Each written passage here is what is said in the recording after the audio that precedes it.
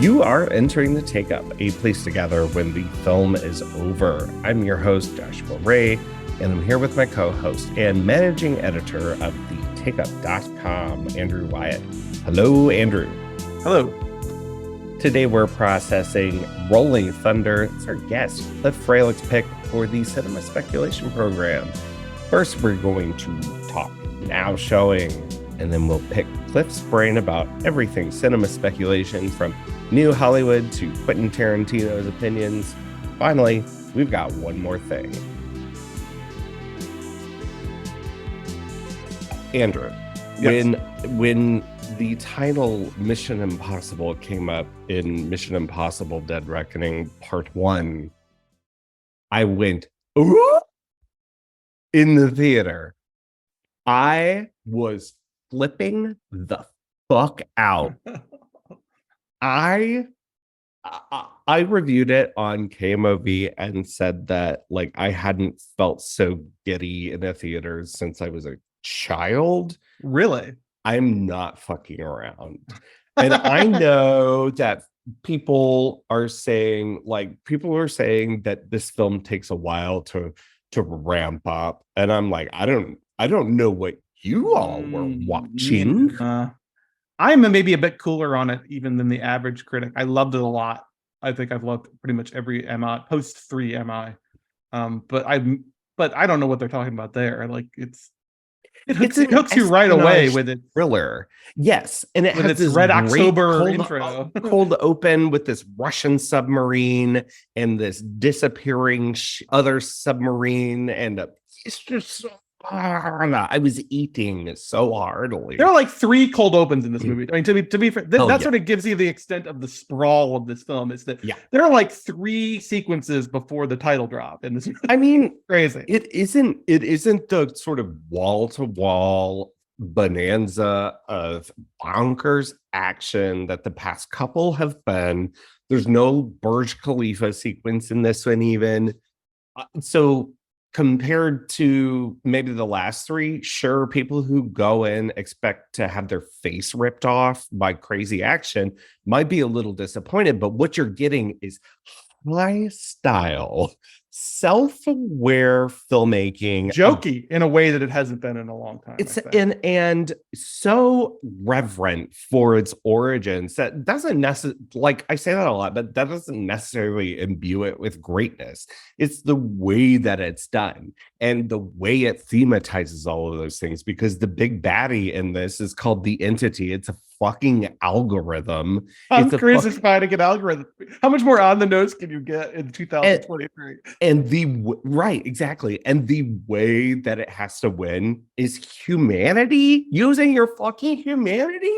I was going insane in the theater. This is the Christopher McQuarrie version of the Interstellar ending where love beats gravity. Yeah. And relativity. Yes.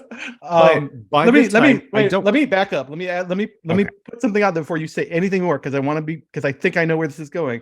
Is one of the reasons you love this is because of how much it echoes Mission Impossible 1 by Brian De Palma. Brian De Palma. No, I mean, so it does. It is really the first one to go back to this traditional style of the espionage thriller that the first one had, where it's like Le Carré and even like dashes of Agatha. The literal Orient Express is in this movie. The literal Express. But I don't want to spoil the reaction that I had to that last 30 minutes that everyone's sort of anticipating, because they've been marketing this base jump off of a cliff, which is great, but it's not the marquee stunt. It's not the marquee stunt. No, it is not. And I started choking up, getting emotional at what this film ends up doing with this analog versus digital debate. You know, I think it's not a CGI free Mission Impossible. I should not at all. No. But in its very text, that is what's happening in the film. But the way that it is executed is so kind of light on its toes, very funny, is self-aware. I mean, it's got the party scene where it's just this crazy exposition dump, but they're all trading exposition.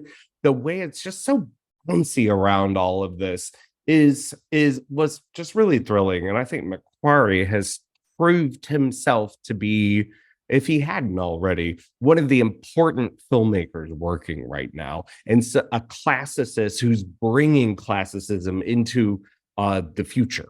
Mhm. And I say not now. This is could be the future of filmmaking. If we're willing to give people with these kind of this kind of ambition enough $300 million movie, money to you know? do it. Yeah, I think I know what you're talking about. I don't want to get too much into spoilers. I feel like the things that people are complaining about with this film, and there haven't been a ton. I mean, it's still a movie that has like 96% on Rotten Tomatoes, so it's I say complaining. But like the pushback that I've seen, some of it is legitimate, but some of the things that I've seen people pushing back against are the things that I didn't mind. Like, I don't mind that it's a bit more of an exposition heavy film.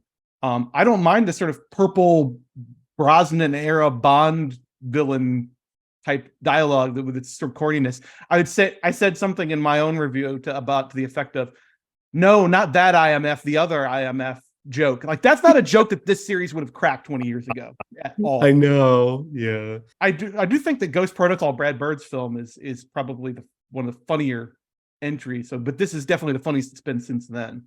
Yeah, there's all kinds of stuff. Such a different beast from these other ones, but that is very recognizable as a Mission Impossible film, but it's very different. It's sort of an amalgamation of everything it's always been. It's the one that feels most divergent from Macquarie's two other entries, certainly. But like, I feel like one of the things about this series is that it's kind of all over the place in terms of its tone and emphasis and pacing and presentation, which isn't necessarily a bad thing. I think it's one of the few series where, unlike maybe some other franchises we could talk about, it's one of the few series where I think having these directors dip in and out of it has been largely to our advantage as viewers to see how some of the basic template of American espionage /action thriller is interpreted by these various filmmakers. I think there's something fascinating about that.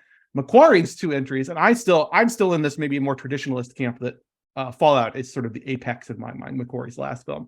But Rogue Nation and Fallout have a certain continuity about them, not only narratively, but as well as like presentationally. Mm-hmm. And I think this one is obviously a Macquarie film. It deals of a piece with those, but it does kind of stand on its own. I think obviously we're going to get a second chapter that's but so I think we'll have like almost a tetralogy. I don't know what you'd call it. Like, yeah, depending on how many more of these he and Cruise want to keep churning out. I mean, Cruise is pushing 60 here, so we're kind of bumping up against. But that was how old Roger Moore was, maybe when he was making some of his creakier version Bond films. So I don't know. I'm guessing Tom Cruise is in better shape than Roger Moore was at the same age. He's in better drinking shape than literally all of us. Yeah. He's having ground up baby fetuses injected into him, I'm sure, or something. Yeah. Haley Atwell is amazing in this. I would say that all the players are just really fantastic what they're doing. Clemency doing like Zinnia Onatopp from GoldenEye as her own thing. Wild. Just like total, like his master is the fucking entity and he behaves like he's just, his body is propelled by an algorithm, but with just like this sneering charm. I just thought he was really great in this. Who's that French actress? Come on. Palm Clemente, is that what you're talking about? Thank you. That's what I was saying. Yes. That she's doing her Famke Jensen from GoldenEye, like giggling with sexual glee as she's plowing an armored car through police cruisers. I was like stomping my feet when they get stuck fighting in this alley and Macquarie tilts the camera to where the fight in widescreen because of the alley letterboxing them.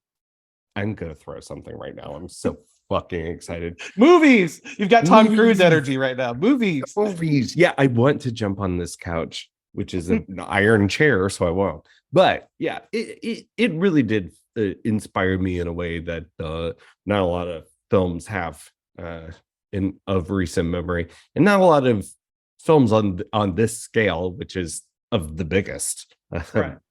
Well, I think between this, I think it's funny because on some level, if you talk to action diehards, they would say that American Hollywood cinema is sort of at its low ebb in terms of producing great action films compared to some other international cinemas. Sure. But at the same time, I feel like we have two very high profile franchises right now between John Wick and MI. I feel like we have two very high profile franchises that are just doing next level work in both senses. In two slightly different modes, but yeah. Yeah. And to add to that, I wrote in our best of 2023 so far over at the takeup.com, I wrote about Shin Kamen Rider, but explicitly brought up that I thought Indiana Jones, perfectly solid with some really great action set pieces in the Dial of Destiny, is a good entry. And Fast 10 was also another fist thumping.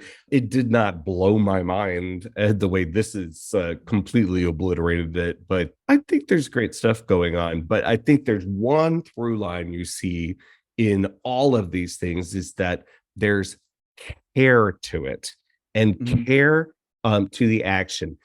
Dead Reckoning Part 1 has a car chase sequence that is incredible and the most fun that you've seen, that has this gag with it has gags on gags with a pair of handcuffs and an Italian compact vehicle, little yellow a Fiat, which is a joke. Like the entire set piece is a joke. Tom Cruise in a turbo powered yellow Fiat running against gigantic little man cop cars and armored trucks. Yeah.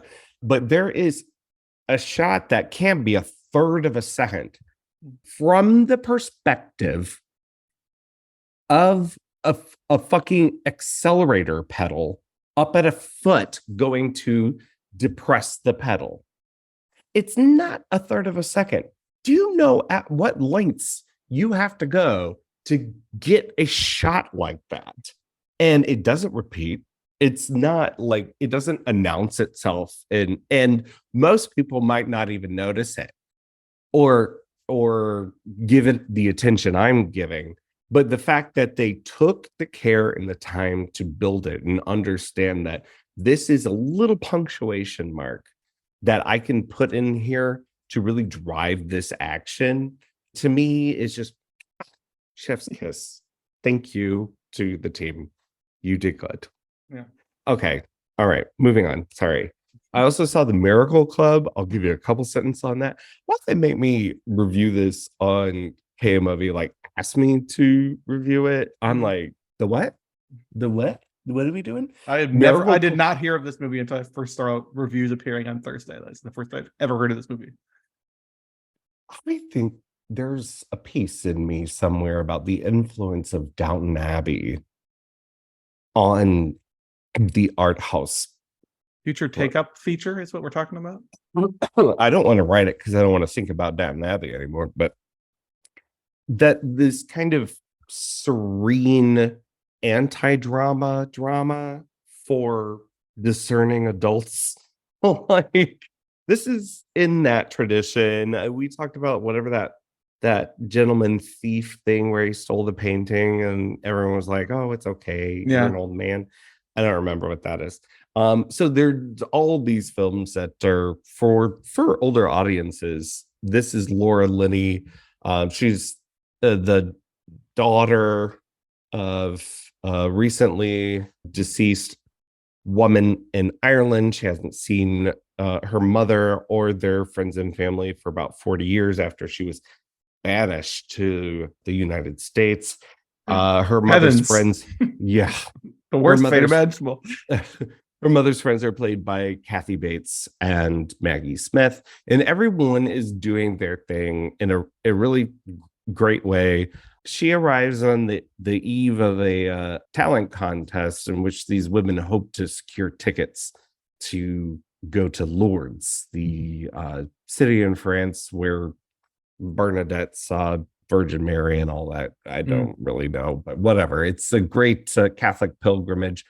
And so by some really sweaty circumstances, they all end up going together and, of course, are forced to confront the past. The trailer it plays like it would be this kind of jaunty, like life-affirming thing, but it's actually more interested in this drama of these secrets buried long in the past and coming to the fore.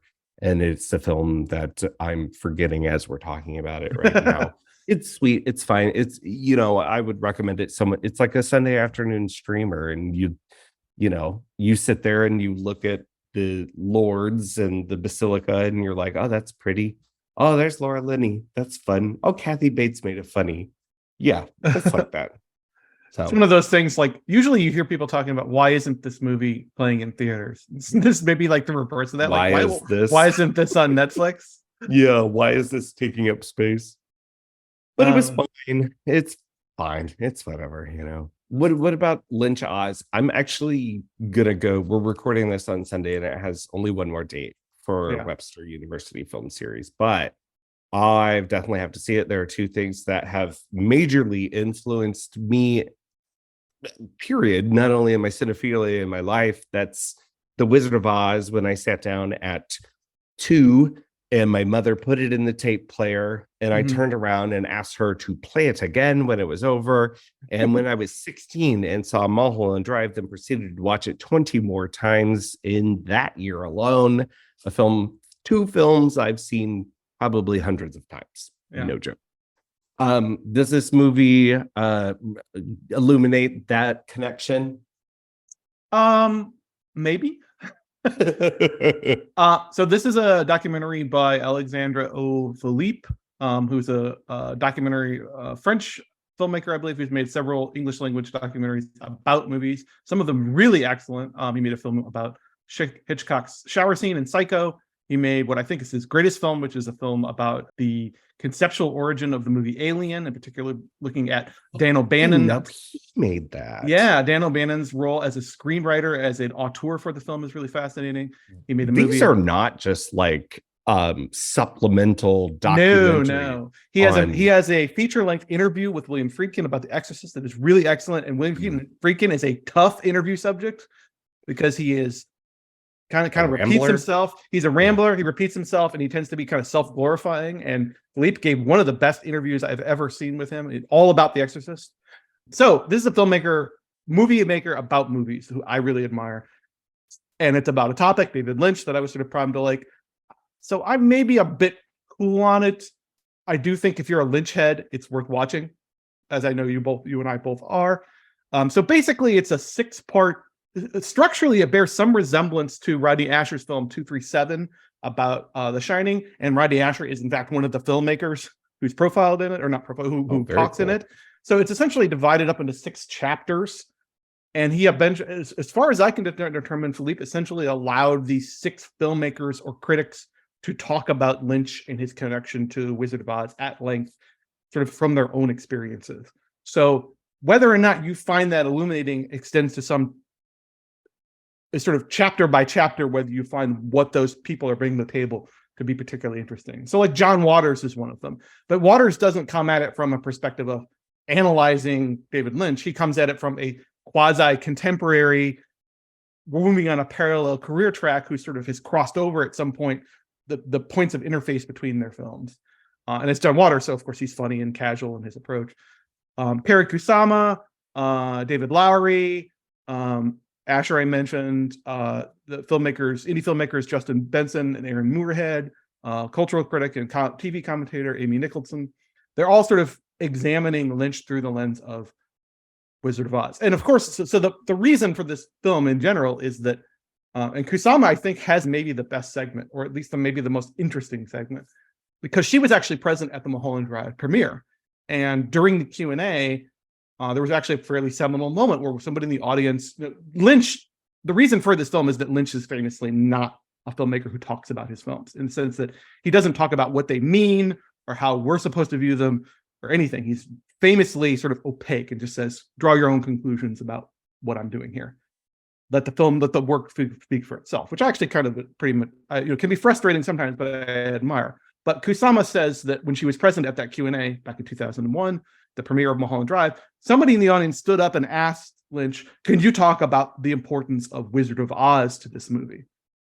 And Lynch's response was, I think about the Wizard of Oz every single day of my life. Which is like, in some ways, I think there's a shot in David Lynch the David Lynch documentary. What is it? Art of Life.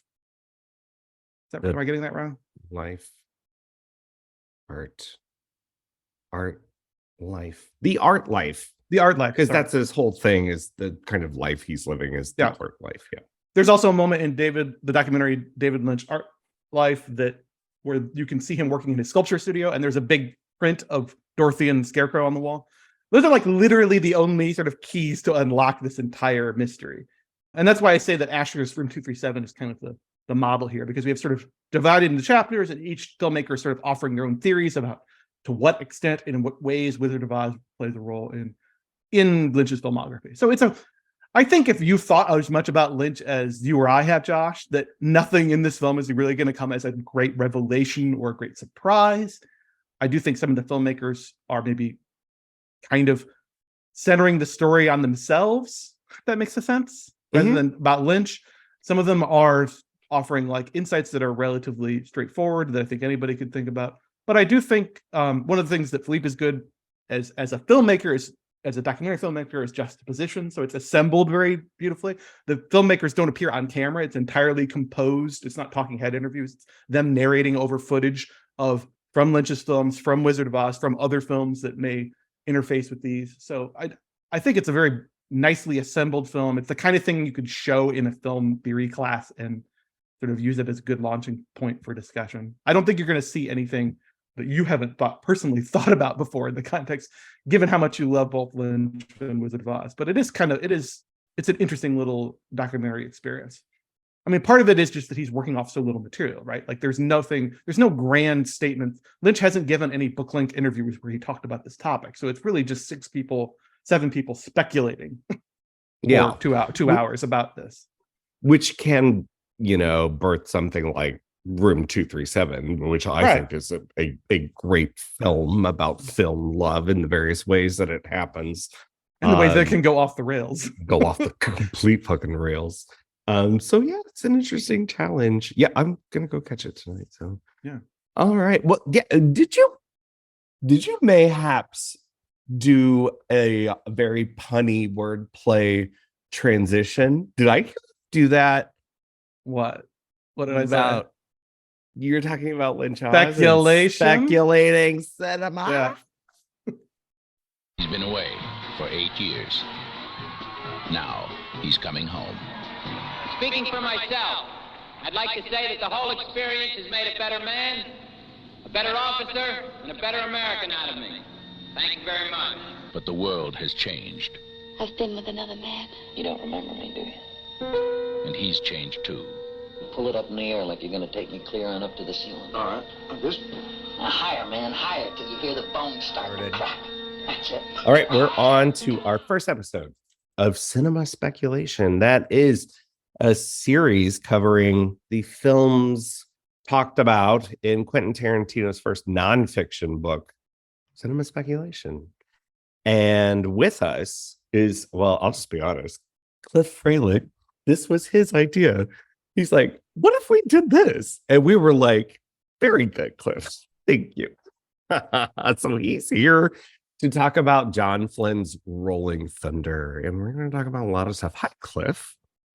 Hey, Joshua. How you doing? Doing well. Doing well. Everyone is familiar with Cliff who's listening to this, probably. I don't know if you're in France or the UK, which Spotify tells me we have listeners in. I love you guys, but you probably don't know Cliff. So Cliff is a former executive director of Cinema St. Louis, the St. Louis nonprofit whose mission is education and spreading the word about, cinema, film at large as an art form. And right now, what are you doing, Cliff? Contributor to RFT, and you're the former film critic for RFT as well. I mean, just everything. Yes, I do occasional reviews for the Riverfront Times, as does Andrew, obviously. And I do occasional essays for a St. Louis-based publication called The Common Reader, which is put out by Washington University. So I will make an occasional contribution to that. Other than that, I am in retirement So I'm serving on a couple of boards, non-film related. I work with the River City Journalism Fund and with the Metro East Humane Society. And if I can just What? like selfishly plug here, Cliff Yeah, did a go piece ahead. recently for the Common Reader on the aviation films of Howard Hawks. Unfortunately, that essay, I guess, had to be truncated a bit, or just an edited version had to be included on the Common Reader site. So we were fortunate to be able to host the unexpurgated version on the takeup.com. So if you want to read a truly heroic length deep dive into all of Howard Hawks aviation films, each film basically gets a review length treatment, so it's pretty impressive. Please go there and check As it out it should. and see some of Cliff's scholarship on display. Yes, I somewhat exceeded my word length for that piece. They wanted 3,500 words. I turned in more like 8,000.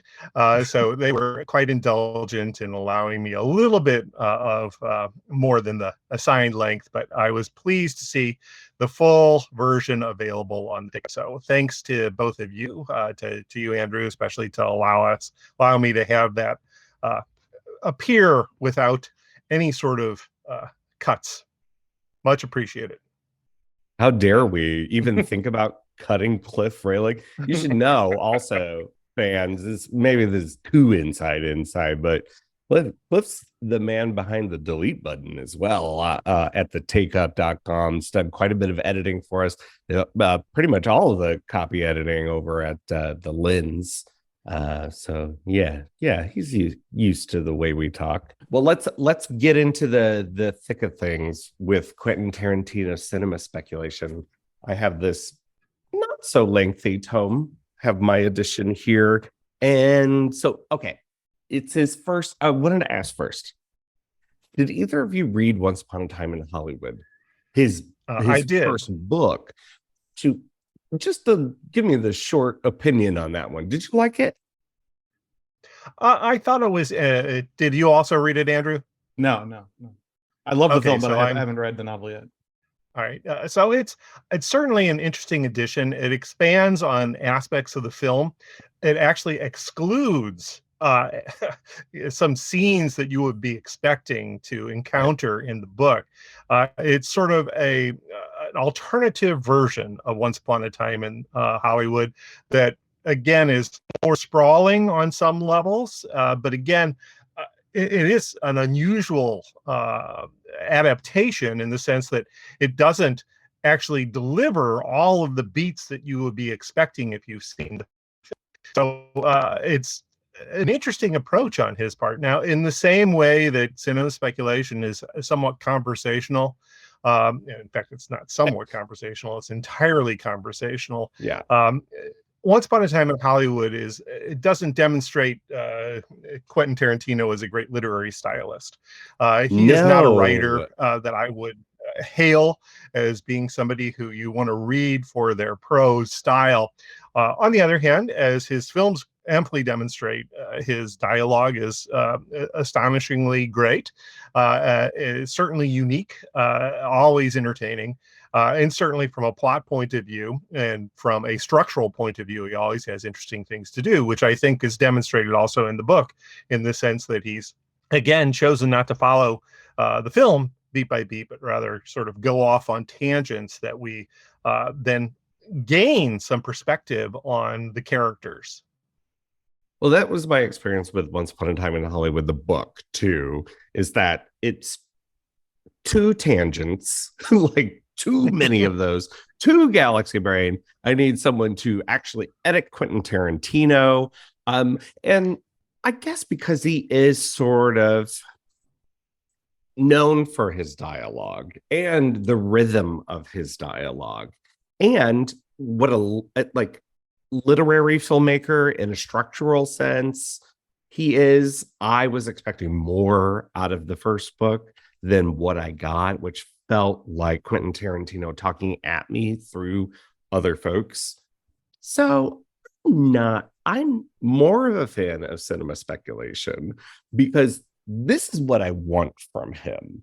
Just unadulterated. This is what I think, instead of him like spewing like half truths about this and kind of some weird race and misogyny things, which we should say that there are some odd things in this book, some problematic things in this book.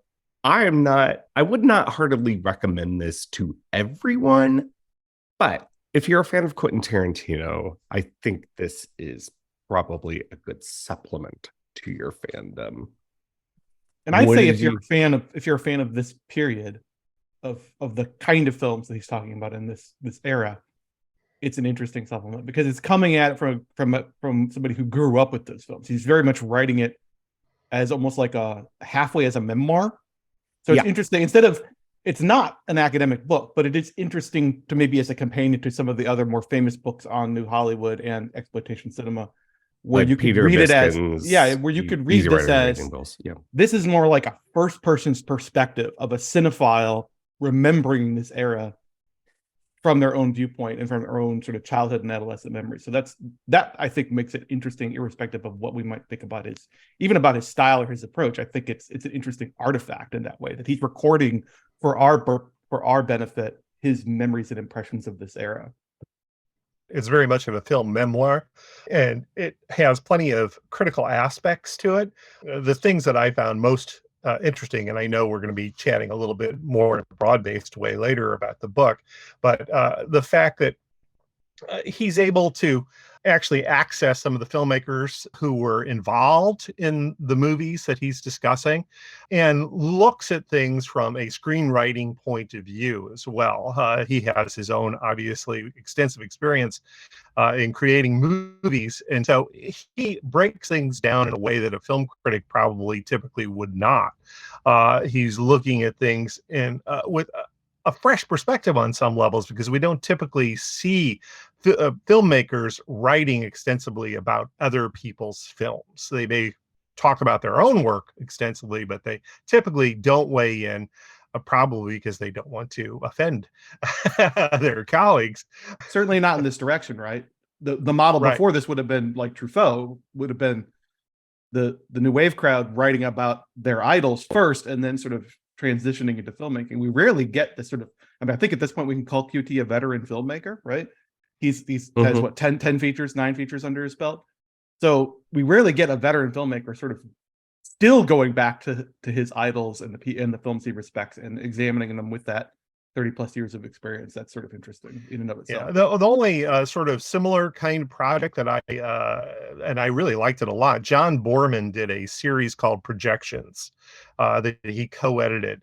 It was done by Faber and Faber, the English publisher, and there were somewhere in the neighborhood of 12 volumes. I have them all on my shelf. And it's very specifically access other filmmakers to write about films and or interviews with those filmmakers. A lot of it was interview dependent, but there were people who were actually writing about both contemporary and classic films. So that would be the only sort of, I think, similar kind of project, and it was much more expansive, and it's a little bit more literary in its tone than cinema speculation. Well, you could also think of Scorsese's project in the 90s, My Journey Through American Cinema. And later he did the Italian cinema version too, which was put into book form. I have the book form behind me. That's why I'm looking around. But also has a really great documentary series with it too. But yeah, I think that it does do the inverse is really interesting, because we've all come to know his voice both through his films and outside of his films. And for him to put pen to paper and write about this very formative time for him and his movie watching is really interesting. And it's very clear that he has complete carte blanche in this book. It even feels to me that there needs like an editorial process over it. But however, I'm being very critical of it, just because I want to be clear about it up front, and we can get into it later. But Cliff, you picked the best chapter in this book to cover, I would argue, because I love what he's doing throughout this book. And it gets its title from a chapter imagining if De Palma had actually made Taxi Driver, how that would be. And the chapter is called, of course, Cinema Speculation. But there's some of this in the chapter about John Flynn's 1977 film Rolling Thunder, which has a screenplay that went through many iterations and then a process of making the film that introduced even more changes, different thematic variations. But to kind of just roll it back a little bit, tell us how you came to pick Rolling Thunder for this series. Part of it was because I had heard about Rolling Thunder for many years, largely interviews with Paul Schrader, who was the screenwriter of Rolling Thunder, not the director. John Flynn is the director. And then it was subsequently rewritten, apparently a pretty extensive rewrite by a screenwriter most people aren't going to be familiar with, called Haywood Gould, whose, I guess, most famous film is Fort Apache, The Bronx. So at any rate, I had never seen Rolling Thunder. And so when Tarantino decided to devote this chapter to it, I found it sort of fascinating. I thought it would be good to go back and actually watch the film at long last. One of the reasons why I avoided it, and this is a key plot point, but so spoiler alert, we're going to be talking a lot of things that spoil the film. I had avoided it partially because of a famous scene in which William Devane's character has his hand put into a garbage disposal and it's ground off. And I thought, oh my God, I don't know that I really want to experience that. You call that so famous scene? I had no it. idea that was coming. I was like, I know he loses his hand at some point, but the way he loses it was quite a surprise to me. Except it's not that graphic. It's not. It really isn't that graphic, No, but it isn't. Don't you have that fear that you're going to do that? Yeah, I think it gets to like what Dario Argento talks about, where he like the reason he has characters wounded not by being shot, but by like having their faces bashed on the corners of things and having things sliced open is because we can relate. Like everybody can relate to the cringe of imagining your fingers being turned into hamburger in a garbage disposal. Plucked from my anxieties and nightmares. Yes, but sorry, Cliff. So you had avoided it because of that reason. Yes, I was very acutely aware of that scene. And unlike Andrew, for example, and you for that matter, you're both horror movie aficionados, and I am not. I'm not a person, I'm somewhat averse to graphic gore, and I had anticipated something far worse than what we encounter in the film itself. It's actually handled relatively discreetly, as much as a hand being chewed off by a garbage disposal can be handled discreetly. So it has an impact, again, because of that sort of fear that we all share, I think, when we, something goes into the garbage disposal and you're digging around trying to find it. Oh my God, I hope nobody suddenly turns it on and my hand disappears. So it really taps into a very primal fear in that sense, but it was handled discreetly. So anyway, I'm really happy that I decided to look at the movie, and because Tarantino was just sort of over the moon about John Flynn's work in general, I felt he deserved some sort of revisiting. Was not even, it's more visiting on my part, because I think I've only seen one film by him prior to watching Rolling Thunder, and that's a sort of forgotten film from the 80s called Bestseller with James Woods.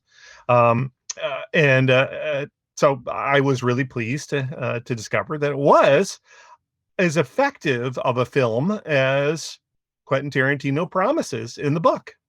Yeah, I would agree. I am, sometimes reticent about going with Tarantino on these journeys because the good thing about him is that he puts you in his films and even in his conversations in a space where you don't know where it's going to go. So recommendation from QT's not one to take lightly, I guess. But there's a really key part of the garbage disposal scene in that you say it's played in a discreet way. The violence of it is, but it's played for the most part on William Devane's face as he experiences the pain and then seems to overcome it through some process that he's learned in his time as a prisoner of war in Vietnam. Andrew, do you want to walk us through a setup of what this is? I mean, it's Paul Schrader writing The Searchers again after having written Taxi Driver. as the searchers, Yeah. but brought to contemporary times, of course, and using what's become at this point sort of a trope of a returning veteran seeking revenge.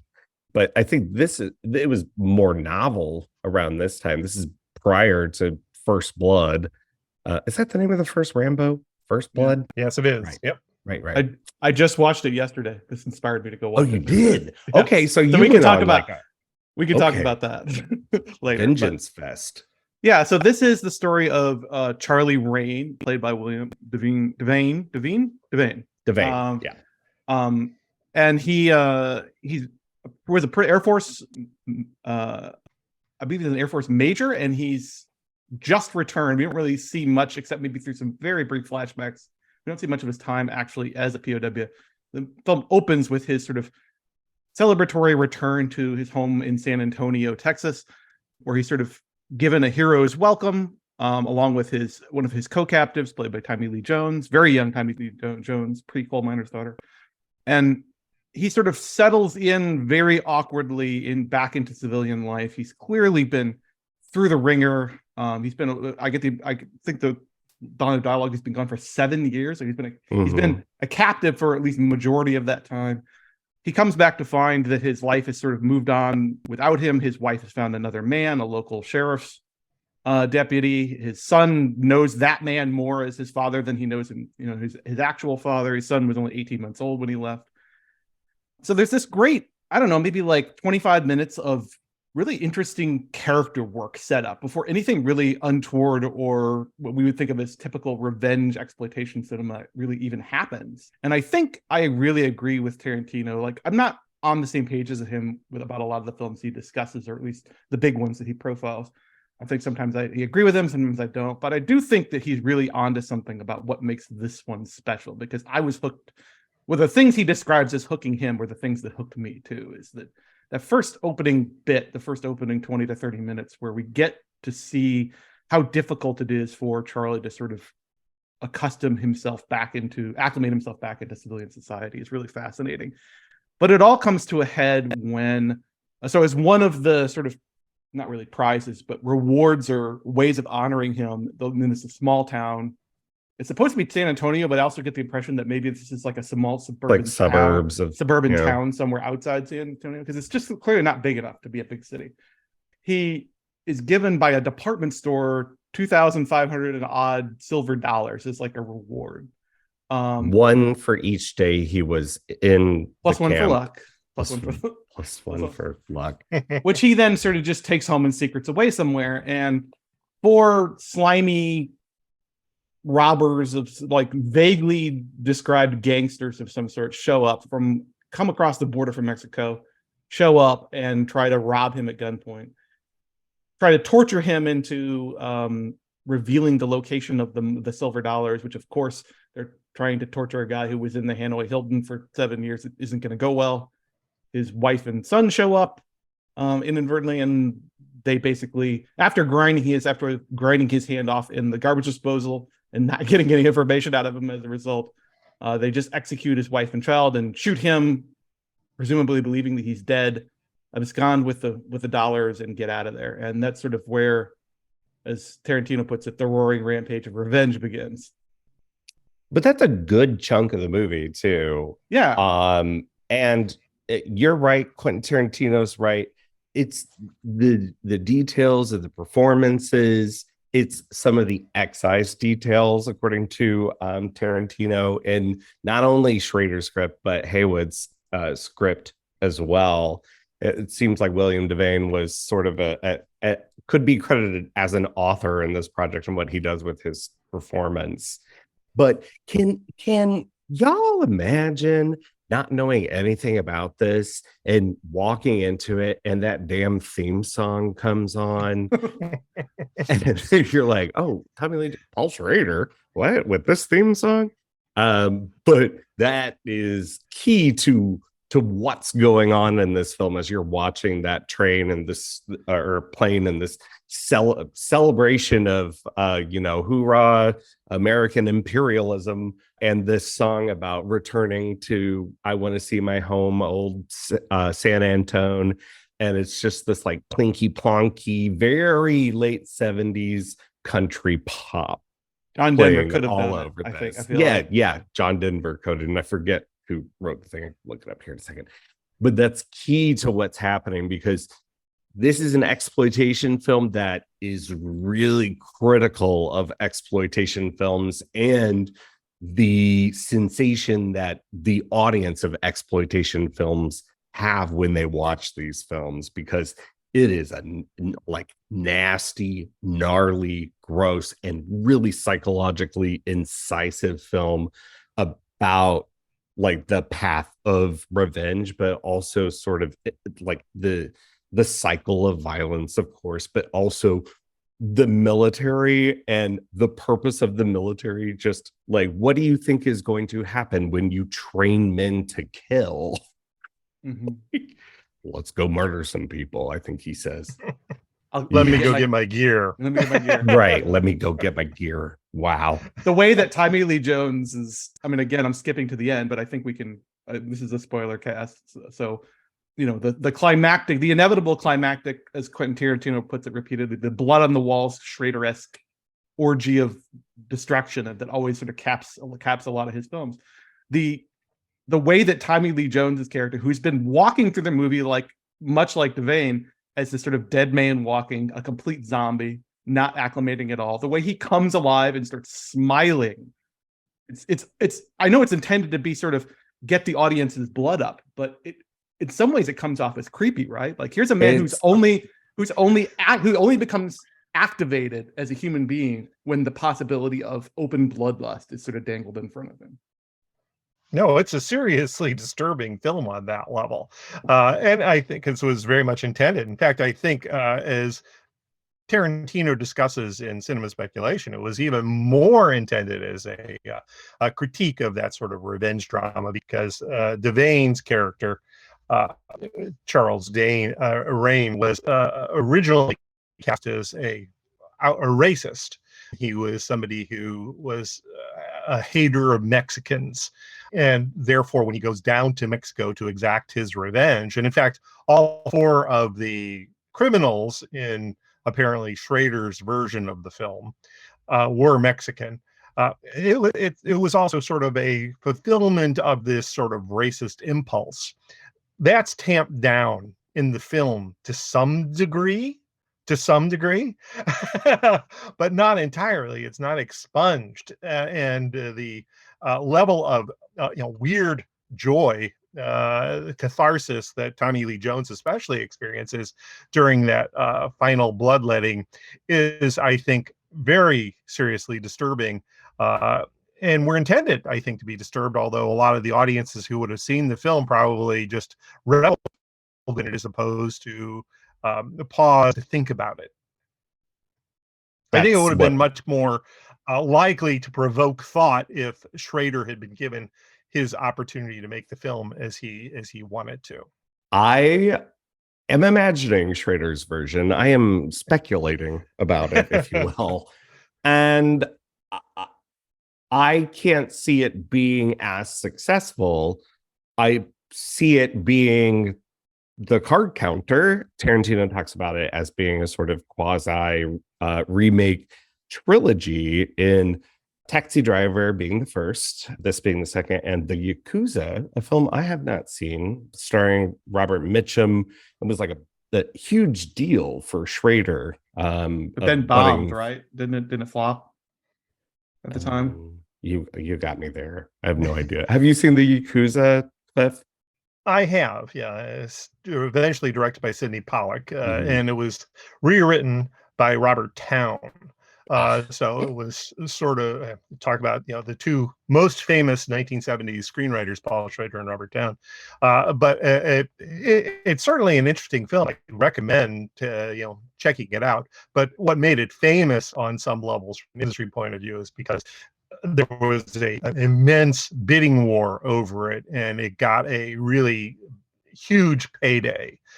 So that made Schrader's name to some degree and enabled him to then go on to have a career and probably had enough juice to demand that he actually be allowed to direct in the future, first with Blue Collar, and then another film, of course, that is discussed in Cinema Speculation, Hardcore, and then all the films that followed. Yeah, Hardcore being another Searchers model as well. Alarmingly so. I mean, it's very much it's pretty 1-to-1 on that one. But the difference in this one, the difference in this one being that even though there is something like that Searchers template, there is not even a fiction that there's anybody to be rescued here. This is a pure, and in this it resembles more the typical like 70s revenge picture. It's just pure vengeance that's driving Devane through the film. And can we talk a little bit about his performance? Because I mean, Tarantino talks about him as sort of one of the co-auteurs of what makes this film great. And you can argue about like whether that's successful versus what Schrader's original vision was, or what Flynn, apparently even Flynn was a little bit not happy with how far he took things. But I, for one, kind of love it. I sort of love the walking zombie monosyllabic Terminator vibe that he's giving off in this, and I think this is what's key to what makes this film successful in a larger sense, is that we never see what pre-POW Charlie looks like.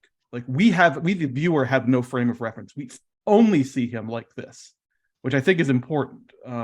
It's not like we're getting a great contrast with the happy-go-lucky dude he was before. He's just, all we get is the broken man, right? The man who loves the rope. I think it's interesting in the first scene when they're literally walking off the plane and William Devane has to turn to Tommy Lee Jones and be like, get it together, put your glasses on. It's Tommy Lee Jones who's literally walking around like, I don't know where to step. I don't know who I am. He's wearing his anxiety more on his face, whereas Devane sort of just pulled himself all in. Yeah, Devane has this like like boiling and roiling inside. You can kind of see it, but he's at least presenting a more acceptable public image of an Army major or Air Force major. So I was sort of expecting, I know this is like gonna pop off just to a degree at some point. I sort of was expecting Tommy Lee Jones to be the thrust of the whatever violence was ahead. So to my surprise, it does pretty quickly turn south. Like his wife is like, look, this is what's happened. I have started a relationship. I thought you were dead. And of course, he says the most like heartbreaking thing in not like, I know or I accept it, but he says more universally, we know that happened. And he's talking about all of the men who went over there, like that they lost their lives once they started on that journey, and that coming back, they would never come back to the same thing. Later in the film, after he starts his great checking lists off of name to borrow from Kill Bill, he's got Linda, who is a local woman who wore his, you have to explain this to me, like military bracelet while he was imprisoned. Yeah. So I do want to provide some context for that, because I think it's important to understand the context for the film as overall and how the POW-MIA thing culturally fits into this particular moment. So this is 1977, maybe a little bit past. I get the impression that it's set in 1973. Yeah, so that makes a lot more sense. So those POW-MIA bracelets were actually a creation of conservative Orange County radio host Bob Dornan. And they sort of blew up nationally. It became this popular thing. But that is a piece of a larger like POW propaganda push that the Nixon administration did as a way to sort of recover public perception about the military after his quote unquote peace with honor speech.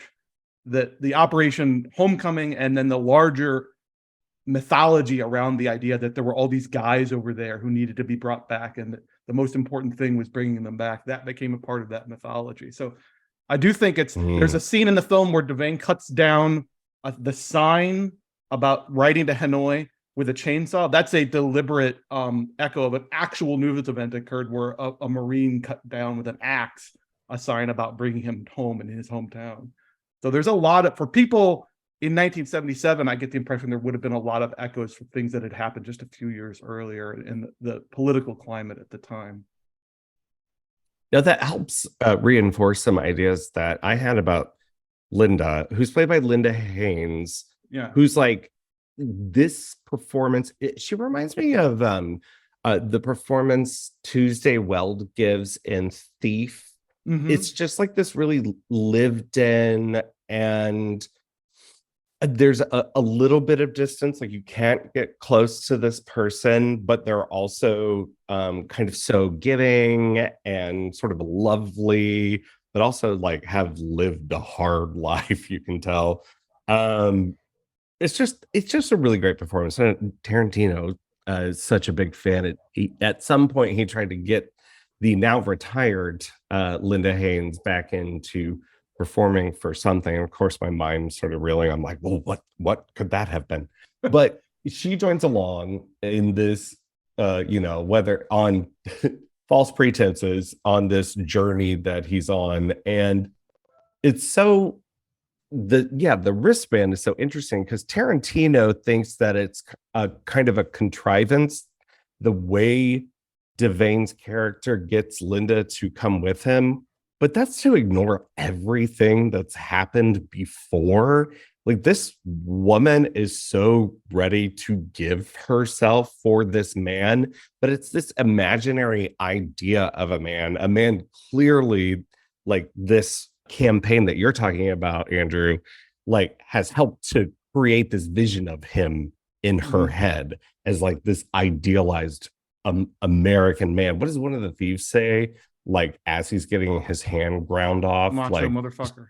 Yeah, that's one macho motherfucker, Their interactions before the murders are very important. And even shortly after, like when she goes and visits him in the hospital, I think those are all important to understanding why they pair up and go off, and why he previously sort of not exactly ignored her, but he sort of, and not even really pushed her away. Aside, just not really interested in whatever it is that she's selling, even after she explains what a groupie is. Because he's not interested in anything. That's the thing, is that he's a blank fucking slate that's been filled with violence and pain for years and years. But to her, and again, he's presenting that very calm, serene face to the world. To her, you're one of the quiet ones. He must scan as a welcome change from the rough, drunken, fat assholes who paw at her at the bar, right? Like that. Initially, she sort of views him as the gentlemanly alternative and the man who has really been through it, at least until she gets her on the road, not a violent type. This plot twist, girly, that ain't your friend. I do think she gives a really terrific performance in the film. However, I'm probably more in Tarantino's camp from the point of view of the reason for her coming along with Rain. It requires a suspension of disbelief on some level. And he's essentially using her as bait, sending her into these bars, knowing that the men are going to essentially drool over her and perhaps share information that he would not be able to extract. So on some levels, he's exploiting her, even though eventually they do have a bond that develops, and he actually has some sincere feelings as much as he's capable at this point of having feelings. I think we see that in him, and that's why he eventually pushes her away, sends her home, essentially, and doesn't ask her to come along for the really grievous actions that are going to take place when the bloodbath eventually takes place. I feel like there's a moment where he's weighing it, because at first, as you say, that her utility is primarily utility as a distraction or bait, right? He sends her, like, if he rolled in looking like he looks, everybody's hackles would immediately be up. So he sends her in as sort of an advanced team. He's thinking like a military tactician. He sends her in as the advanced team to try to figure out what's going on. But later on, there's that really key scene. I think, as I recall, Tarantino said that Gould added it later, maybe like when they were shooting, he rewrote it, where they practiced shooting into the river into logs in the river down by the banks, and they have this really interesting conversation about their pasts, her past specifically. And I feel like that's the moment where he's like, well, it's like, well, she's a good shot with a gun. Like, do I really want to, do I maybe want to use it for something else?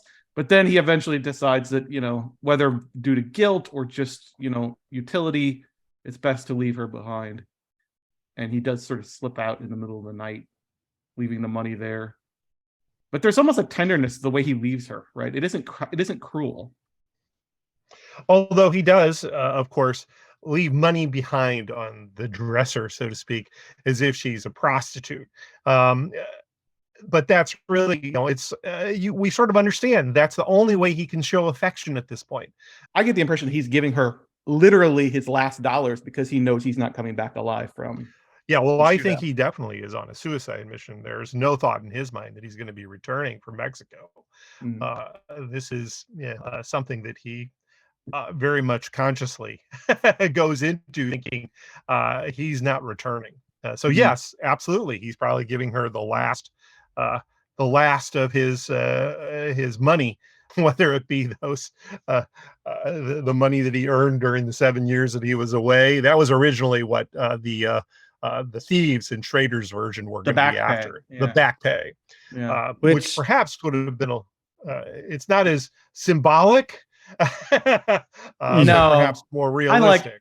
I like the Gould touch. Tarantino, I think, is right in general that a lot of Gould's touches maybe are a bit more heavy-handed, but I think they really hit. The silver dollars. There's something almost Treasure of the Sierra Madre about that. About the secret. I mean, can't you see that being someone's idea of a gift to give a POW, like in 1973? Yeah, and his reaction to receiving it is like, hide him. Oh, thanks. Like, yes, I want a reminder. And there's a shot in his reaction shot of him looking at it and like the volume of fucking coins in this thing. Like, you're trying to boil down this experience to 2,000 coins, silver dollars. Also, that's like, is that worth killing 3 people money and to split like 4 ways? That's my one hang up. I got like caught. It's nice and liquid. There's a lot of things that are sort of like, I guess, sure. Are this like, was this really like this? Like, I catch on like how often he goes back and forth across the border to Mexico with absolutely no hitches whatsoever. Yes, it was like carrying that, a trunk full of guns. Yeah. Yeah. I'm sure it was like that, but still, that's the part where I catch on from a contemporary perspective. It's like, he goes back and forth. He like zigzags across that border about half a dozen different times and never is even questioned about having a trunk full of guns or even slowed down, really. He practically does a rolling stop through some of those toll booths. So rolling thunder stop. Yeah. Yeah, I think the impression that Tarantino gives of Schrader's original script is very in line with what I feel about Schrader. And generally, I am fascinated by him as a film critic. I love his book, Transcendental Style in Film is one of the guiding lights for me. But as a filmmaker, I'm a lot more hit and miss on. I have some controversial opinions on that I won't get into right now. But I can see Schrader's very heavy hand in some of those ideas that Tarantino's talking about, like his military money, also the gun being the gift from his son that he helped him buy. I'm like, man, leave God at home. I'm disinterested. No, I like that. I like that detail. I know you like that. But regardless, I mean, you still see Schrader in this. All the hallmarks are there.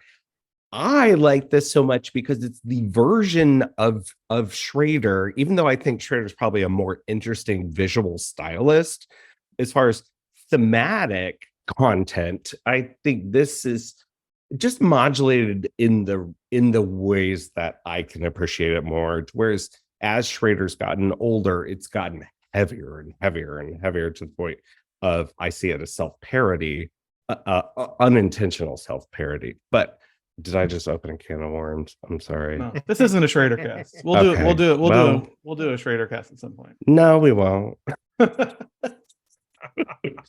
You know my feelings on First Reformed, so we won't. I know. And I know yours, so we won't go there. Yes. But do we talk about the idea of, I mean, and this goes back to, we mentioned First Blood earlier, the idea of, regardless of what you think about the politics on display here and the politics in the context of the time, or even a few years earlier, there's definitely a feeling here that even though the community has accepted Charlie back in, there's a sense of, and even though he does visit, I think, with an Air Force psychologist a couple times, played by Dabney Coleman. Did I imagine that? Yeah, Dabney Coleman. Yeah. I do get the feeling that there's a sense that he's been released and nobody really knows what to do with him, least of all the military. And the military sort of trained him, and this becomes like, this subtext becomes much more textual in First Blood. The idea that the military in some ways is responsible for this man for life now in a way that goes way beyond, giving him a pension or VA benefits. They've created a killer. They've created the kind of person who could withstand 7 years of torture in a Viet Cong prison, and then sort of just spat him back out into the world and just sort of expect things to keep humming along as they were without any other need for follow-up. And there are brass bands greeting him, there's silver dollars and Cadillacs, but there's nothing about if it's even possible for Charlie to be fixed, quote unquote, at this point from whatever's been broken in him. Yeah, right. Been broken in him. He's certainly not getting that. He's not, all the red, white, and blue bunting in this movie is not going to fix what's broken in him, if anything can. And there's definitely this very pessimistic, again, comes out a lot more maybe in First Blood, but I feel like there's this very pessimistic view of, regardless of the feelings about the war politically, just the institution of how returning soldiers, whether prisoners of war or just grunt infantrymen. There's a great line where one of the robbers, I think, says something effective. Yeah, I was down there, face down in the mud as an infantryman. So like, and you're not special.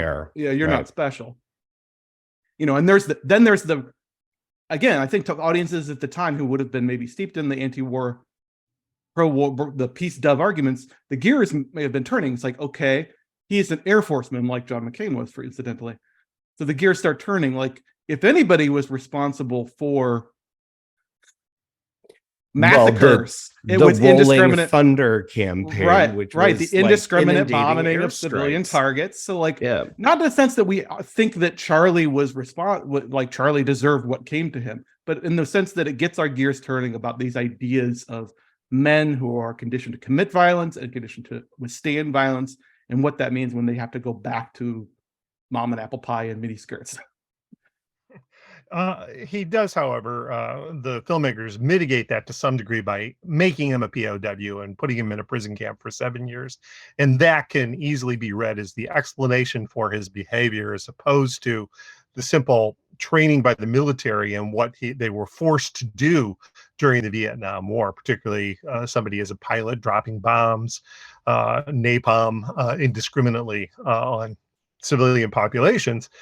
Yes, that's sort of implicit, but I think they give you the exploitation audience that this is to some degree geared toward.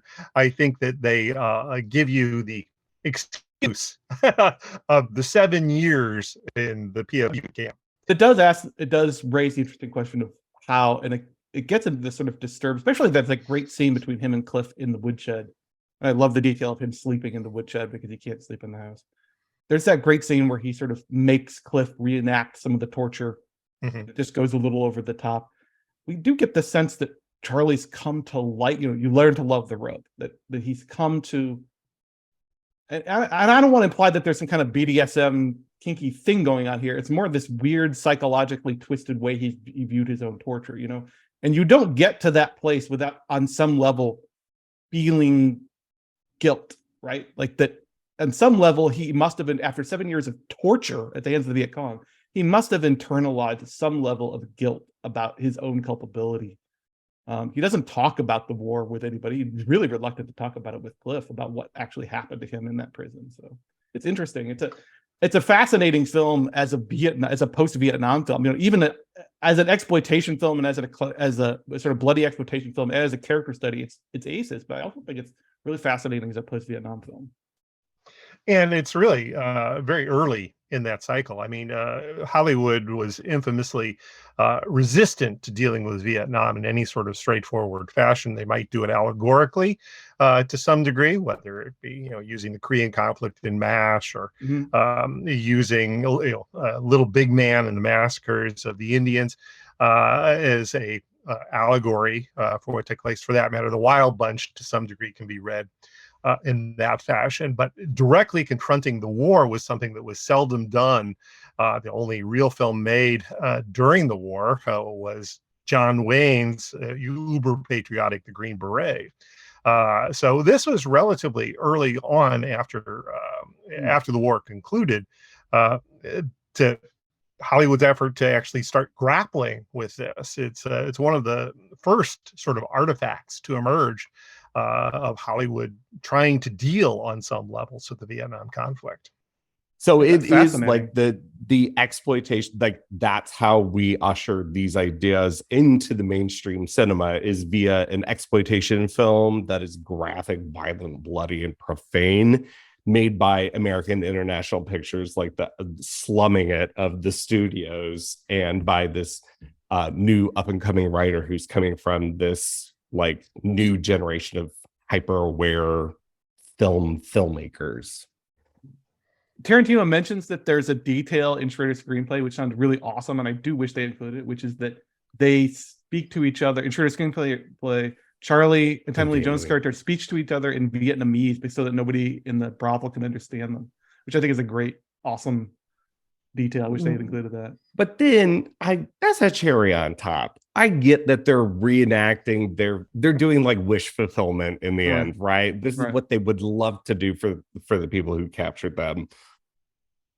Do we really need that? Even though I like that, it's so unique. It's like, I think of it more as like a tactical detail. I think of more like a tactical detail. Like, how would you move silently through this brothel, killing everybody without the enemy being able to overhear you? Well, you speak in a language that only you can understand. Yeah, it's just a cool detail, I think. Anything else about Rolling Thunder that we're kind of missing? I don't know. We talked for a while. No, I think that you've captured this discussion, captured the essential elements. I do want to echo, since I didn't weigh in during the discussion of William Devane, just how terrific the performance is, that sort of stripped down, shut down personality that he communicates so well. As Tarantino talks about it in the book, apparently he tossed about half of his dialogue in order to create this sort of vaguely enigmatic character. You can't read him easily when his wife announces the fact that she's involved in another relationship and that she's going to be leaving him to marry this new person named Cliff, by the way, as Andrew mentioned. I forgot. We should have brought that up. I'm like, is this why you picked this?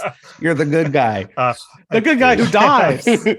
He dies. He dies. Yeah, he does. But that scene alone, I think, is really quite remarkable. Andrew referenced it when in his discussion, but I thought he was especially effective there.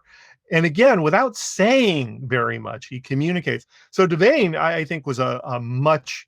It's unfortunate that he didn't get used more. He ended up spending more than a decade on Knots Landing, and he became sort of a scene chewer.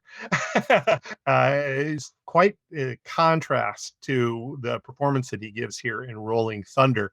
But I think he could have been somebody who was a contender at one point and then just sort of disappears. I mean, it's not like he didn't have a fine career. He ended up being on screen, whether on television or film, for quite some time. But it was during this period where he had his greatest success.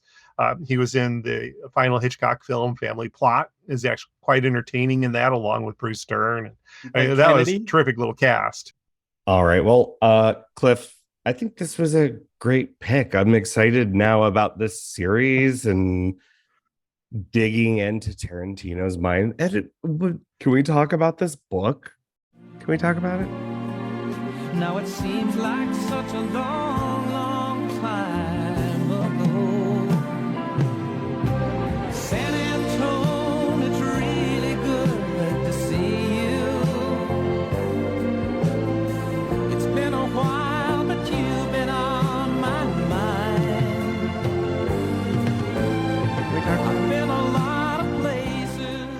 like then we this can book? talk about it. You like Yeah. this book? I like it. I'm glad to have read it, and I like it too. Yeah. Yeah. I think Yeah. I think Cliff is the right in that he describes it as conversational, like a lot for good and for ill. I would say if I was describing this Yes. book to somebody who is familiar with Tarantino but doesn't know whether they want to read a book-length treatment of his discussion of films, I said it's a bit like being at a party and Quentin Tarantino has cornered you and is going to talk your ear off about his I favorite think films. Fiona Apple talked about this, right? Right. PTA and QT being high on cocaine, and Which is she wanted to good. kill herself. Which is good if you go into it wanting to learn about his films and also kind of wanting to learn about him as a director. Yeah. I think we're going to talk about this repeatedly throughout the series, but the way that you can, I view this, one of the interesting ways to view this book is as a Rosetta Stone for understanding QT's own influences, understanding his films and understanding what's influenced him. And there were multiple times where I was reading this like, oh, okay, that's where that comes from. He's laying it all out for us. Well, I do think that was to some degree his intent to sort of give viewers, people who are fans of his films, an opportunity to sort of glimpse what formed him, the films. And he makes no secret of these things. He freely talks about his influences, the movies that shaped the particular films as they come out, but this is sort of as we talked about earlier, a memoir that really relates how he became the obsessive film fan that he is. It's interesting too in the sense that Tarantino, unlike me, was an absolutely indiscriminate film goer. He watched everything.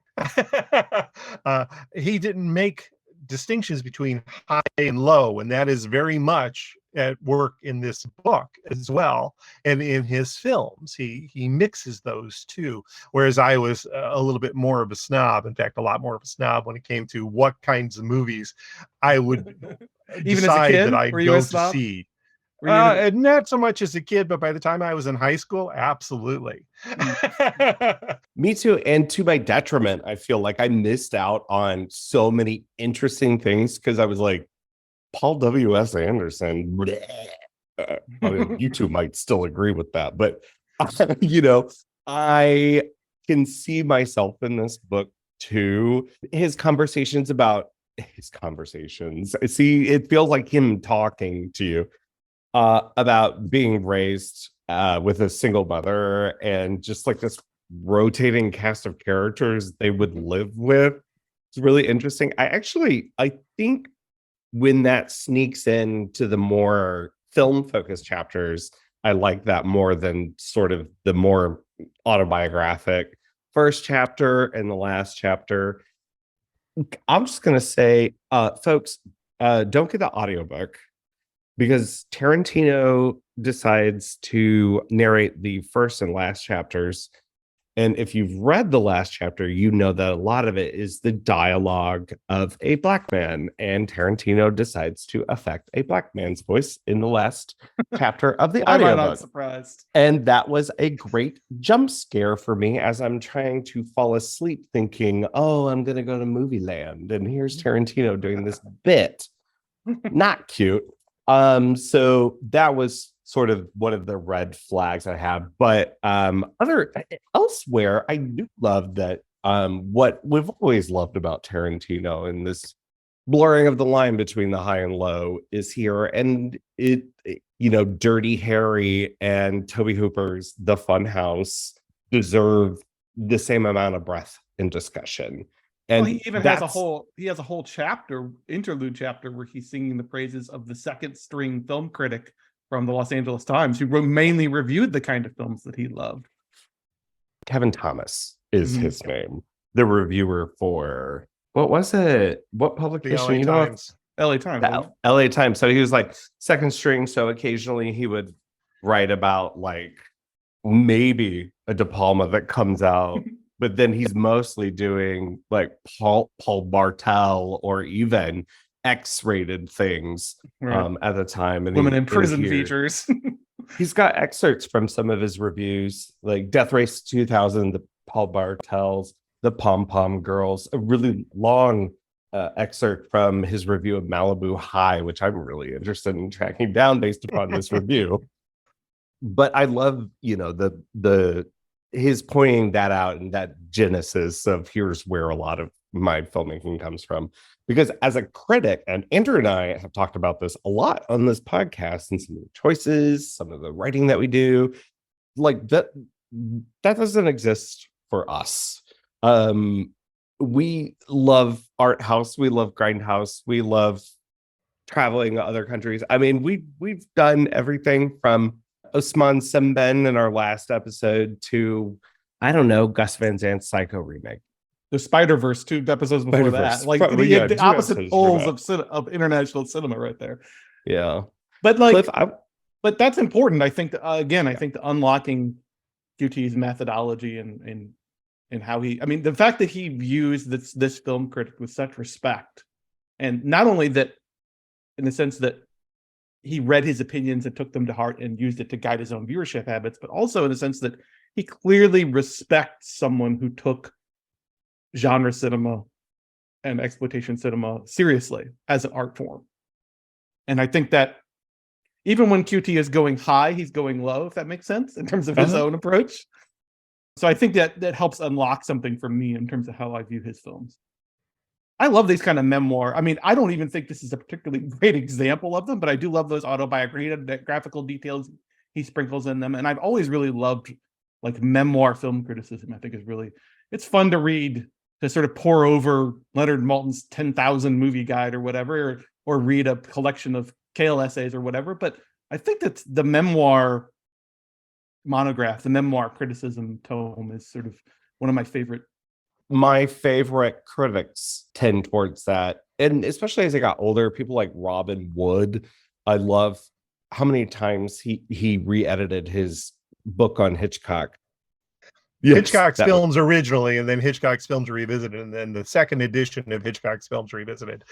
So yes, there are all these various layers, and he does incorporate increasingly as time rolls on his own autobiography, because it changes fundamentally his view of certain films and filmmakers. And I think it's important to incorporate that as much as you can in your own criticism, to reveal yourself, because that helps readers understand exactly why you think the way you think, and they can make their own choice as to whether or not they agree with you. That's not really a concern of mine when I'm writing, as to whether or not somebody buys into my perspective. But I hope that they understand what forms my perspective, the reasons why I'm saying what I'm saying. Yeah, and I think that autobiography very much should inform people's criticism.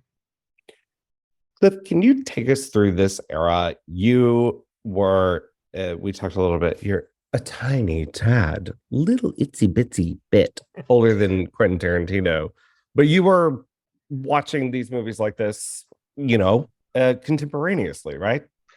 To a large degree, not all. I'm currently 67, born in 1956, and so during the 70s, which I do consider to be an absolutely astonishing period of American moviegoing, and also international film as well, I was experiencing many of those films in the theater as they were released.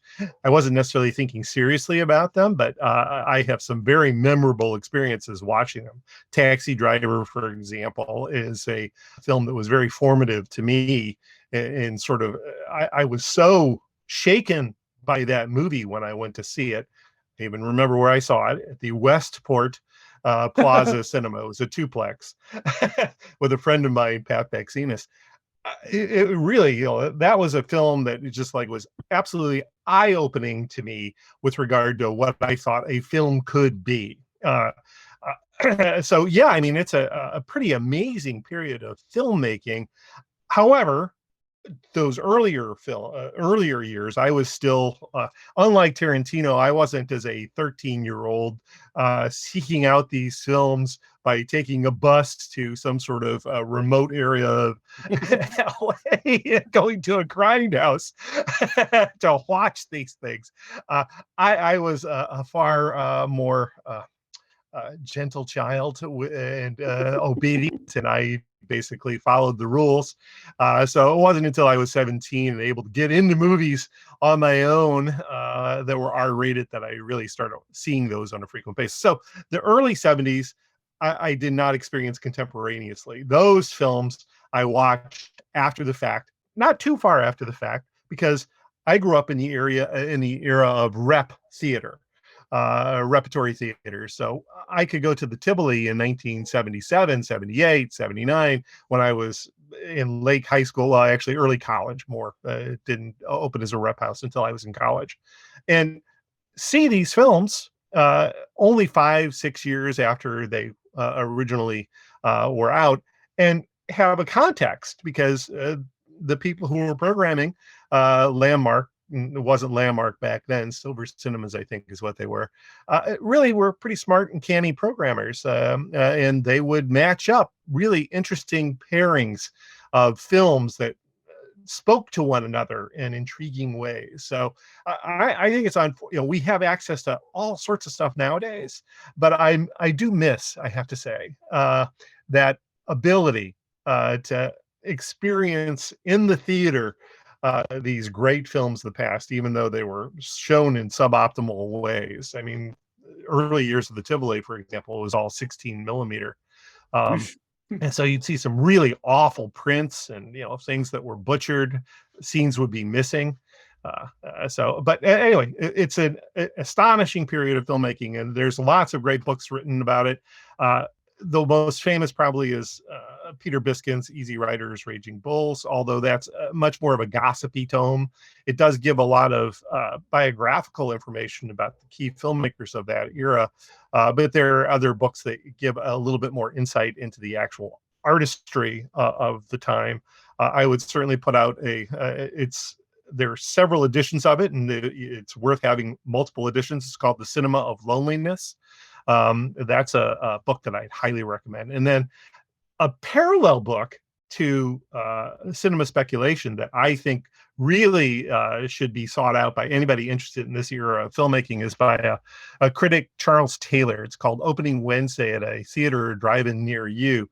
And he talks about the films that are sort of like just below the radar, the films of the 70s that deserve our attention and respect, but didn't receive the kind of lavish praise of something like a Five Easy Pieces or The Godfather, the sort of high watermarks of that era.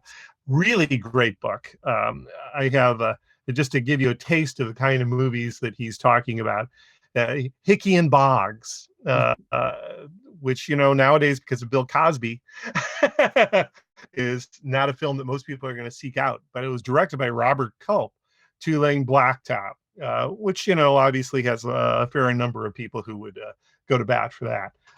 But Winter Kills, Citizens Band, Jonathan Demme's great movie, Hard Times, Walter Hill's first film. So, those are the kinds of movies that he's dealing with in a much more film historical, critical fashion than what he's Tarantino not spending does. a chapter on Scorsese's cocaine habit, is what you're saying. No, yeah.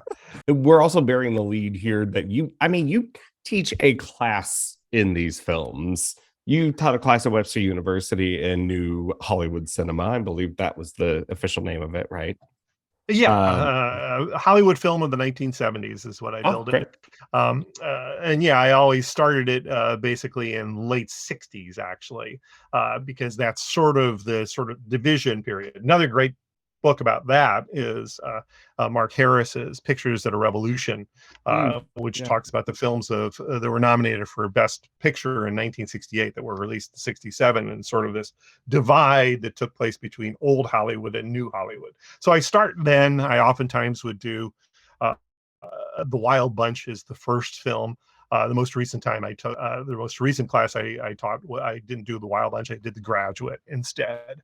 And then I'd move into, I take it right up to 1980. Raging Bull is oftentimes something I would conclude with. But then again, the other film that I would often conclude with, also 1980, would be Blowout. Since, as you both know, and you both are as well, big De Palma fans.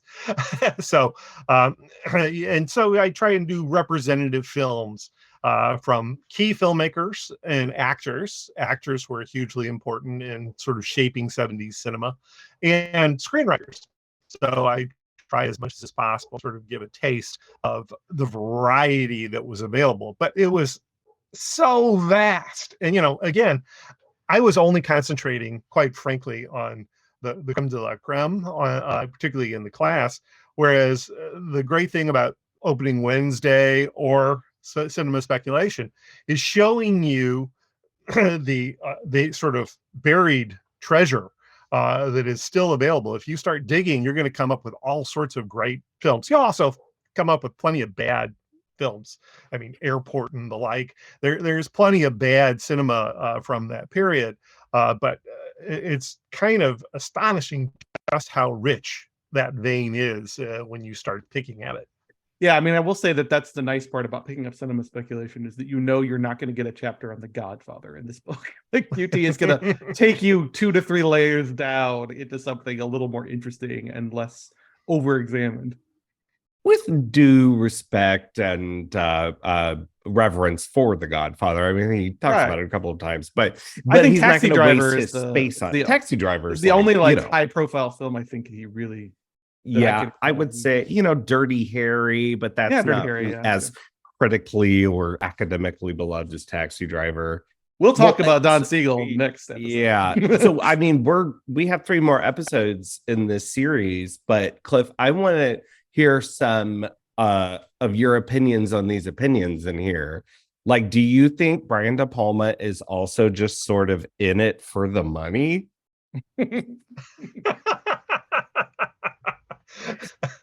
Can you tell that kind of raised my hackles? Well, at the time that he decided not to do Taxi Driver, it may well have been that he was seeking a hit. I think that De Palma has proven over and over again that he's not necessarily inclined to take the commercial path. And certainly the decision to do Obsession versus Taxi Driver was an ill-fated one, although I have great fondness for Obsession. It certainly was not a film that did anything at the box office whatsoever. Released in the same year, interestingly, of course, as Carrie, his huge commercial hit, the one that sort of finally separated him from the pack and made him somebody that was going to be a commercially viable director moving forward. Whereas up until that point, he had yet to sort of prove himself to Hollywood.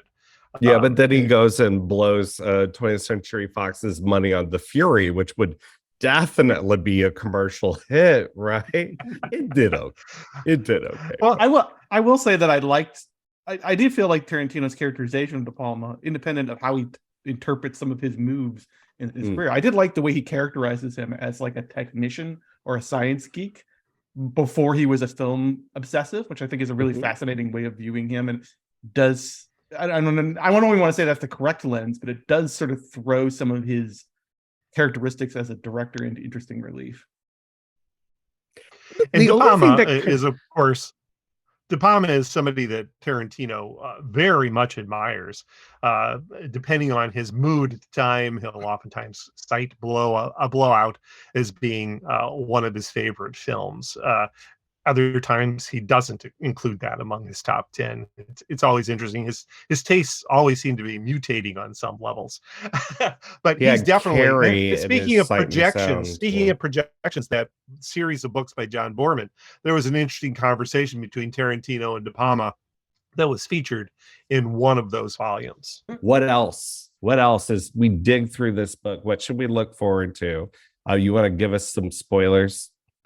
Well, I do think that he has interesting things to say about specific filmmakers that probably deserve more attention. We already obviously have exhausted to some degree, although maybe you'll be returning to him. He devotes 4 chapters to various Paul Schrader films, 2 chapters to Taxi Driver, another one to Hardcore.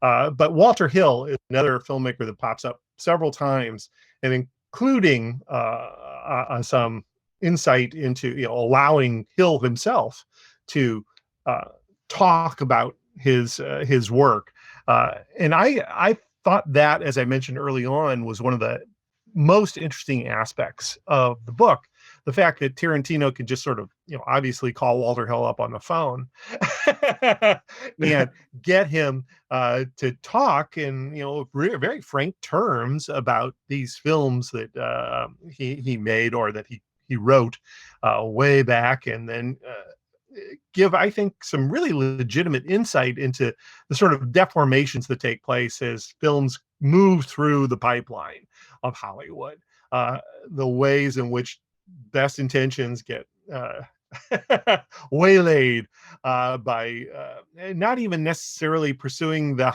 the greatest dollar amount, which is ultimately what they are always after, but just weird, quirky decisions on the parts of studio executive producers and all sorts of different people who end up actors themselves who end up having extraordinary influence over the resulting film.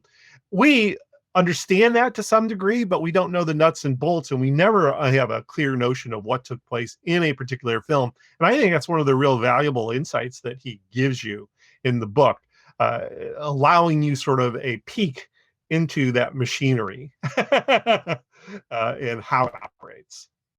Yeah, if anything, his chapter on what film are we talking about? His chapter on Rolling Thunder only enhances my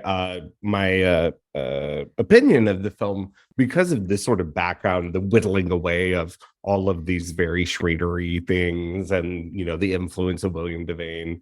I love the way that he melds all that together very naturally. It's very, as a writer, impressed me after being unimpressed with Once Upon a Time in Hollywood, the book. Quite a fan of the movie. The way he, I think, conveys the importance in this area, at least. I don't know that it necessarily governs the way it is, but like the way that producers had such control, like he kind of represents the producers of the era particularly of this genre of cinema as being sort of quasi-auteurish in their own right, the way that they had these projects that they were really passionate about and moved them around between studios. The role, like we've already talked about, the role of Devane as an actor auteur in crafting this character. It's sort of fascinating. It extends way beyond the typical way we think of as the writer director as being the only people who have a say in how things turn out. It's clearly never been the case. But I do think you're right that Tarantino does a good job of using the productions of these films as a narrative, showing how that's the case, about how all these different parties pull and tug it and move it in different ways until we finally get the resulting thing that we see as viewers.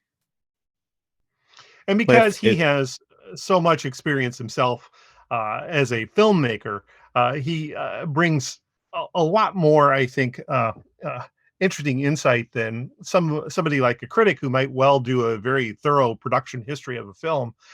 They don't have the same sort of emotional connections and insights that I think Tarantino is able to give. Like, the fact that he talks a little bit, Schrader, bemoans what takes place with Rolling Thunder, even though the resulting film is actually quite good. Tarantino does the same thing himself, but he references in a parenthetical that he understands why he feels that way, because he still feels that way about Natural Born Killers and what Oliver Stone did to his screenplay. So those are the kinds of things that I think are especially pleasing on some levels. What about the displeasing bits? Is there anything where you read and you're like throwing this thing across the room? I hate this man. No, I don't think that there was anything. You have to know going in who Tarantino is. Obviously, no one's going to pick this book up without having a pretty clear notion of who Quentin Tarantino is as a filmmaker. And the kinds of, you mentioned some of the racism and misogyny and things of that nature that occasionally surface. Well, they surface in his films as well. Yeah. Even though he would adamantly deny that.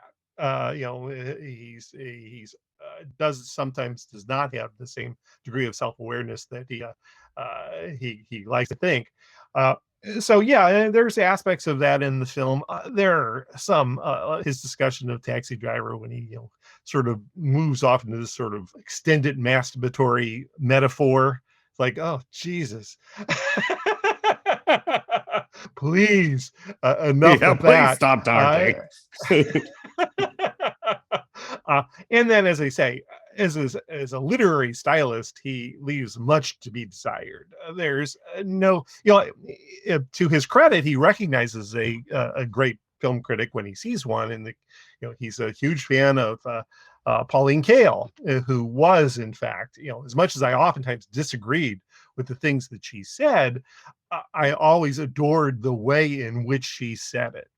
I can't say the same about Tarantino. Sometimes I very much, oh, that was insightful, that was interesting.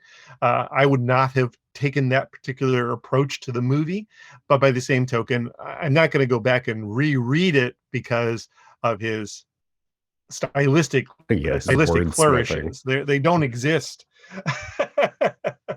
I mean, I'm say it right now. I'm picking Tobe Hooper's Eaten Alive for mine. It doesn't get a chapter proper. That's Tobe Hooper's The Funhouse, but it gets autobiographical aspect of Tarantino's movie watching and it being a seminal moment for him. But he gets into the film at pretty good length in that chapter. So it that's almost seems like he likes it more than the Funhouse, frankly. Yeah, even though he says he doesn't. He's like, yeah, the way he talks about this it. thing. But let's talk about gators and Robert Englund and all this.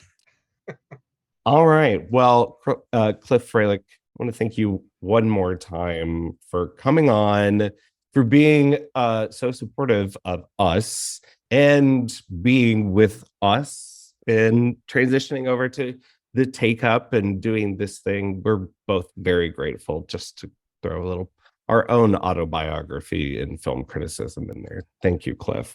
And thank you for coming on and picking this movie. I'm very happy to have seen it. And yeah, I hope you come on again. Just need to ask me, that's all. Very good. Yeah, he said, I'm retired now. I'll talk about movies all the time. Yeah. Thank you, Cliff, one more time for coming on. Now, guess what? As always, we have one more thing.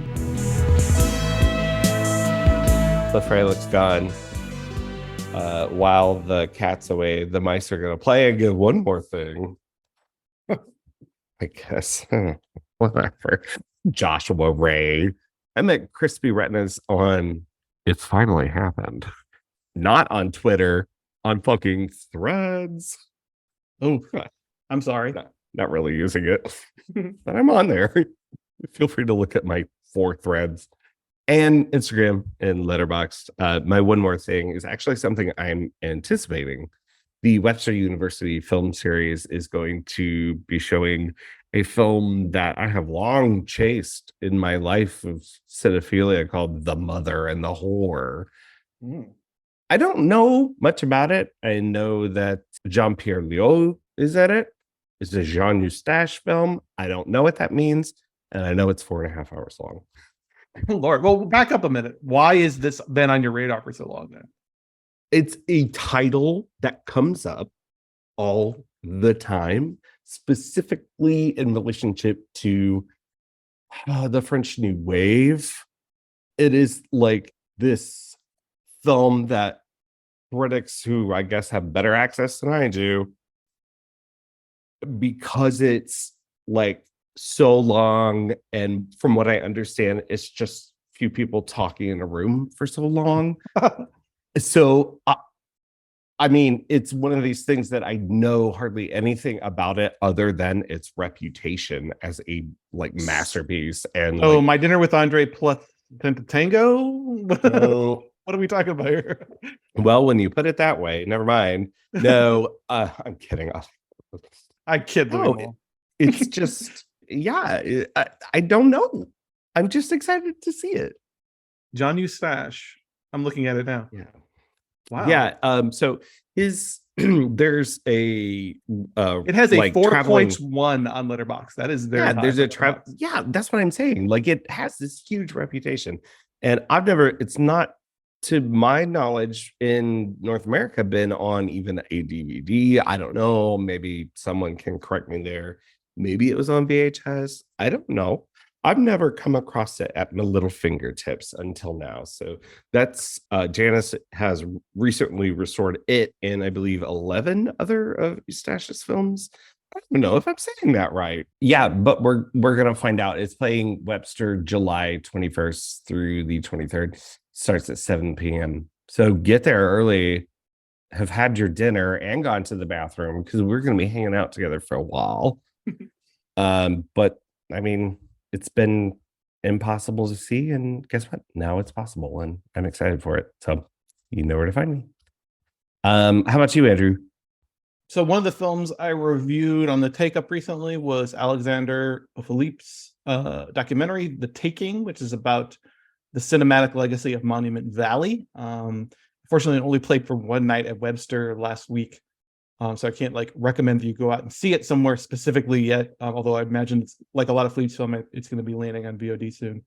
It did sort of inspire me to go out and start filling in my own personal gaps on John Ford's Monument Valley Westerns. Yeah, I noticed that on your letterbox. I was like, wait, is this The Taking marathon? Yeah, it is. So of Ford's Monument Valley pictures, there are, hang on 1 second. 3, 4, 5. Of Ford's 7 Monument Valley pictures, I'd only seen 2. My Darling Clementine and The Searcher. So I went back and watched really some holes that there's really no excuse for me not having seen some of these movies before, but I thought it was a good opportunity to go through. The nice part about John Wayne movies is that they're pretty much available everywhere. You can rent them for a couple bucks from almost any service, although some of them have some nicer. I did watch Stagecoach on a really terrible streaming edition, and the quality was so bad. The quality was so bad, it did inspire me after I watched it to go out and pick up the Criteria Blu-ray just so I could see a decent restoration of it, or have a decent restoration of it when I wanted to revisit it. So far I've seen Stagecoach, Fort Apache, and She Wore a Yellow Ribbon, so that only leaves Sergeant Rutledge and Cheyenne Autumn left in that sort of mini series that I'm running. That's a really good span, though. I mean, from Stagecoach's first really popular film to the late autumnal John Ford. So it's really fast. I'm just sort of presenting it here as if, like me, for some reason, some of these films were holes in your personal film knowledge. Definitely go seek them out. It's John Ford Westerns. So there's good, obviously, and there's bad. Within each film, I do think that there's some range and quality. I'm learned so far that I think that Fort Apache absolutely kicks ass and is maybe instantly one of my favorite John Ford films after seeing it. I might even like the script more than I like The Searchers. You got some opinions. You're lighting this on fire right now. and you were kind of lukewarm on She Wore a Yellow Ribbon, right? Yeah, I mean, more warm. We could do a whole. It's a good movie. We could do a whole series about Native racism as depicted in John Wayne's Western, right? Like, so this is not the time to go into all that. Yeah, no, I don't want to. You're right. No, we could. We need to bring on some Native film critics, though, I think, to do it properly. But I don't think that She Wore a Yellow Ribbon is that's sort of his most rah U.S. cavalry movie that I've seen. And it's good. It's maybe John Wayne's greatest. So that's the paradox of She Wore a Yellow Ribbon. I think the film itself is kind of generic. As generic as Ford is, like as any John Ford Western can be. It has all the elements you expect. They don't really cohere as well as maybe they do in some of his other films. The details about cavalry life are sort of interesting, but everything else is kind of lukewarm.